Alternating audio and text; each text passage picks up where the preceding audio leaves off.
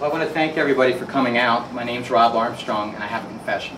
I'm a first-time politician, so I'm winging it. All right. The reason I'm running is that I was inspired by a politician who said that everyone in their life should run for public office.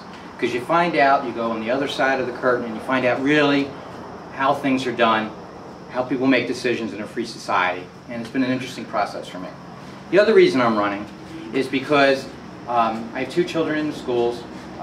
Formerly I was in the business world and I managed budgets for radio stations and so on. But getting involved with the schools on the PTO level, I saw that there could be some better changes. Changes on the fiscal level, changes in how the curriculum's done, and even open and transparency. And it kind of bothered me a little bit. So I got involved a little bit more, volunteered a little bit more, and eventually Brucey Rappaport asked me to volunteer and run for the school board. And it's been an exciting process. And so I want to bring what I know from the business world. I want to bring what I've learned as a state-owned parent for the 8 years, and I want to bring that to the schools. So that's kind of my background and what I bring. Here's what I see. Our fiscal health, while good, could be better. We have a $100 million debt after years of excess spending and poor choices. We're facing a $3 million budget for the 2010-11 school year. So we've got some tougher choices, and we've had a history of ever-increasing taxes, which there's never been the sense of we've got to tighten the belt, we've got to make smarter choices. There's been a lot of vanity expenses and things like that.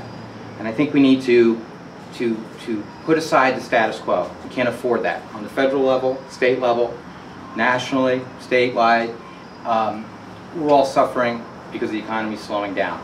And so the money that's coming to the schools is also slowing down. And because we have Act 1, we're capped at the amount of taxes we raise.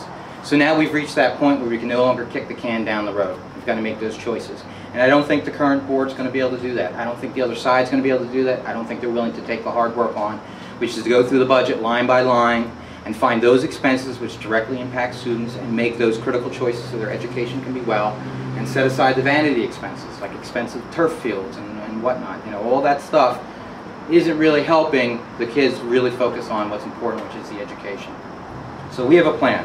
Our plan is to implement a curriculum audit, to go through in a way and cut out redundant classes, redundant expenses, and really look at the overriding arc of the education from kindergarten through 12th grade, and really harness the money in a way that maximizes that effort.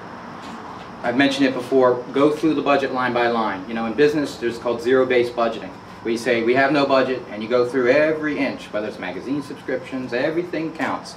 And you go through, and you look at your big items, like your debt service.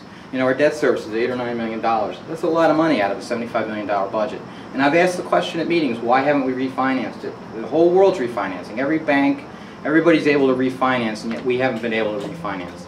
We need to look into that. Cursory comments of we're doing the best we can aren't good enough. We need to really focus in on that.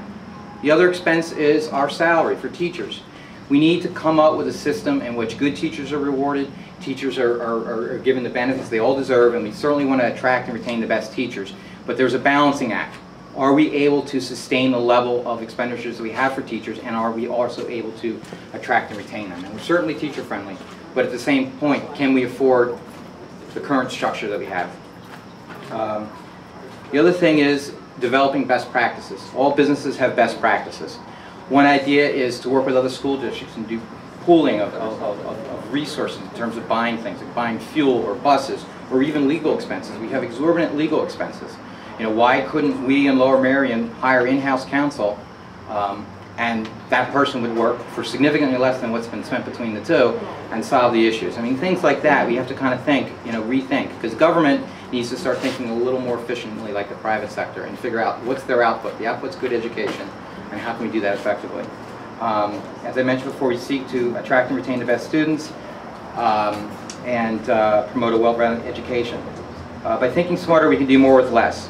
Our schools need to catch up with the times, and all of us have a financial stake in the success of the schools. Not only do we, as a society, want to have good education for our children and have a strong public service, public education, because strong schools make strong communities, but also from a personal checkbook standpoint, our home and our value and our whole interconnectedness of our communities linked in with the public schools. So the four of us are running for 4 open slots. My name, Rob Armstrong. Brucey Rappaport, Doug Blasey, and Lydia Solomon. And together, we've done a really great job working together, and we kind of like each other, which is kind of nice. And we think together that we can really be effective, that the four of us would have that majority to create positive change for the district. And I think electing all of us, you're going to elect a team that's, again, committed to fiscal discipline, open and transparency, and preserving the quality of the education. And on the table back there, we have our brochure, which talks a little bit about our backgrounds and some of our statements. And we have a website and a YouTube commercial and all the things that make a good election. But at the core, we want you to know that the four of us are really dedicated to the guiding principle that we want the best for the kids at the best price, and we want to share that information with everyone, because when everyone shares information, we're all off better. So we think we're better than the other side in terms of experience and leadership. And we also are ready for the job on day one.